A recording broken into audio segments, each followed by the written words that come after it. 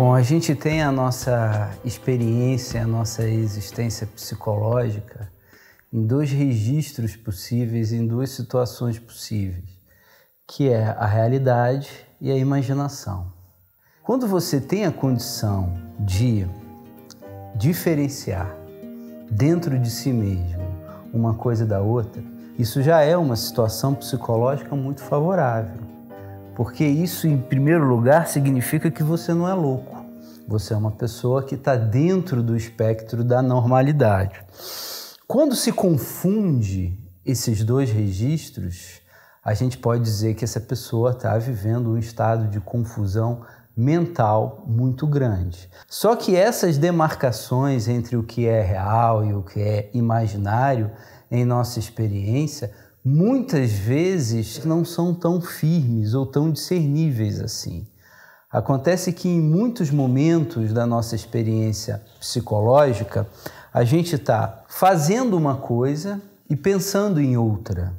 Quem é que nunca se deu conta de uma situação dessa?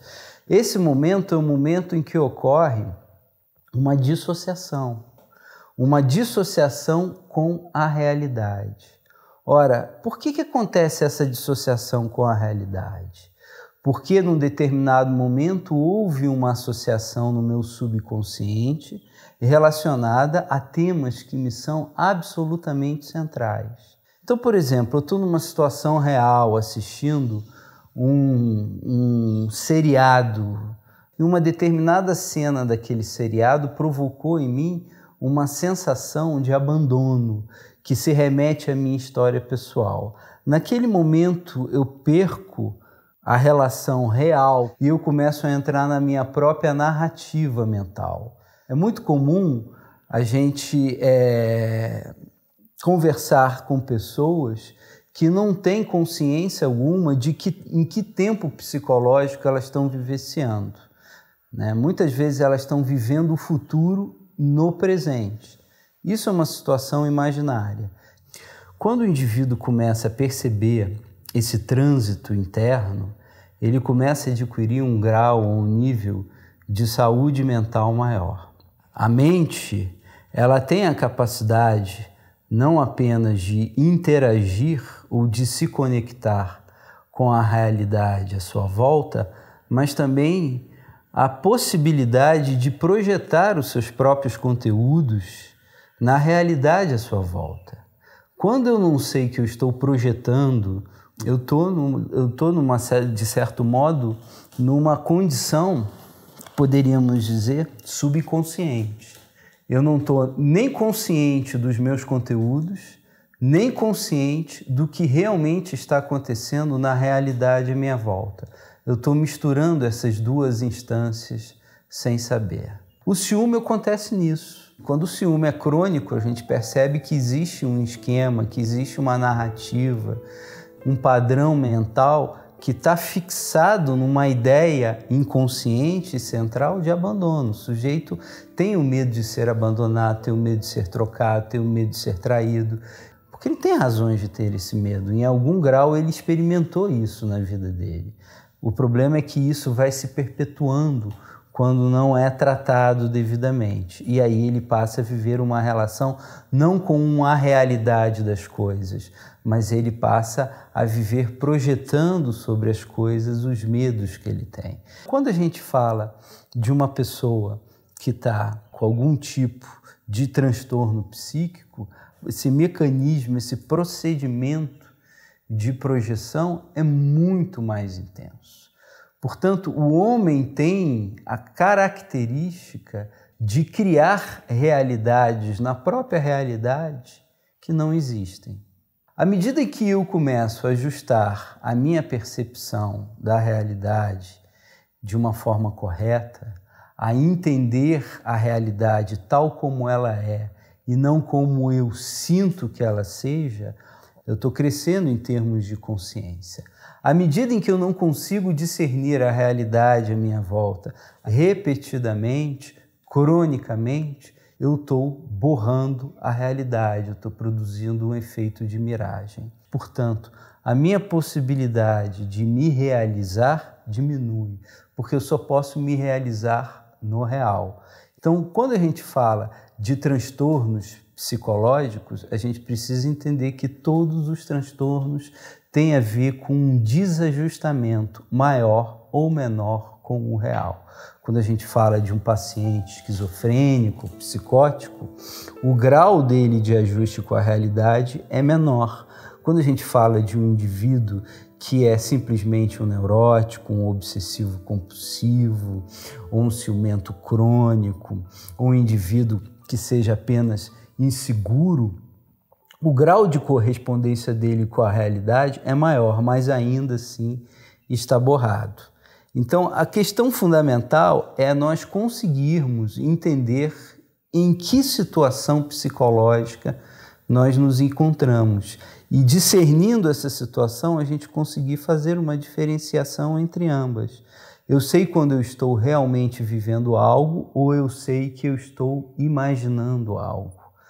Bom, quando a gente fala de realidade, a gente precisa vincular a esse termo espiritualidade. Espiritualidade, as pessoas imaginam que seja algo do além, do extra, do supramundano, algo que transcenda a nossa esfera presente, a nossa experimentação presente. Na verdade, não é nada disso.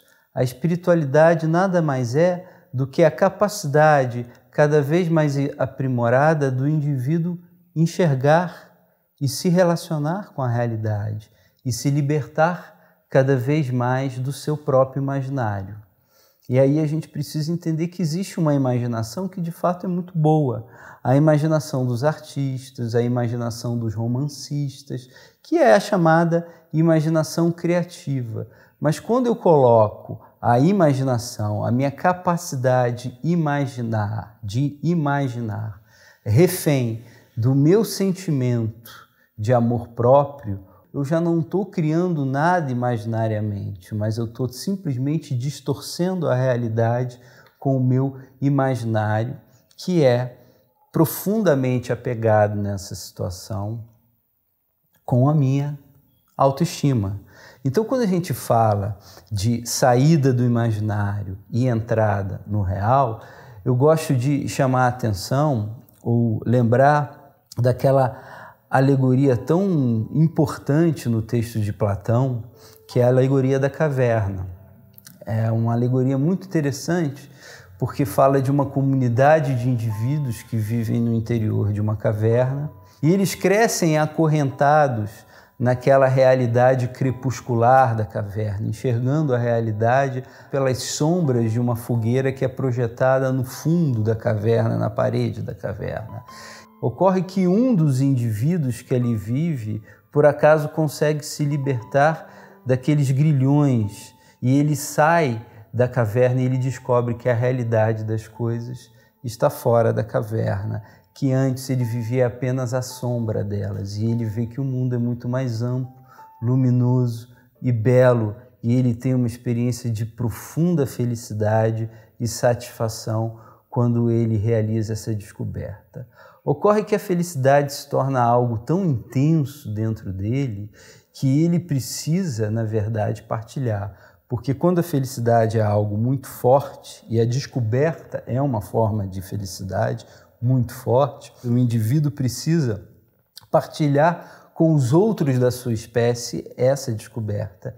E ele volta para a caverna afirmando tudo que ele enxergou fora dela.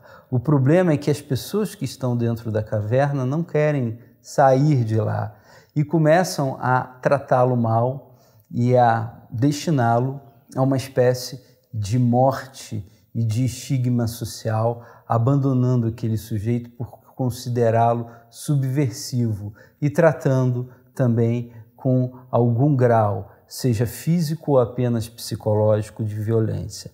Portanto, essa metáfora é muito interessante porque ela vai falar fundamentalmente do que é o acesso que o indivíduo pode ter no real e a libertação que ele tem do seu imaginário.